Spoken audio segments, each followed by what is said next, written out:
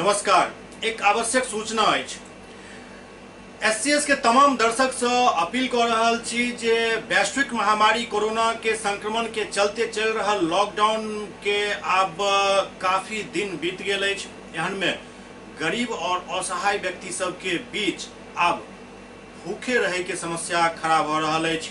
यदि अहाँ के आस पड़ोस में या अहाँ के जानकारी में कतौ एहि तरह के कोनो परिवार या व्यक्ति होइत तो एकर सूचना अहाँ सब एससीएस तक पहुंचा सकै छी। हम दूटा अपन संपर्क नंबर जारी कर रहल छी। एहि संपर्क नंबर पर कखनो फोन क के जरूरत के मांग क सकै छी। हमर सबके प्रयास रहत जे जिला प्रशासन के मदद से अहाँ सब तक उचित राशन और मदद पहुंच जाए।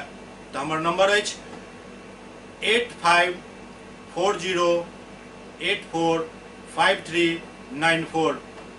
फिर से 8540845394। दोसर नंबर अछि 7979846719 7979846719। ये दुनू नंबर पर कखनो संपर्क क के अपन नाम गुप्त राखऽ चाही तो ओहो मेंटेन कैल जायत, अपन नाम जाहिर करऽ चाही तो ओहो मेंटेन कैल जायत। बस मकसद एक हेबाक चाही जे क्यों भी व्यक्ति भूखे नहीं रहत। नमस्कार।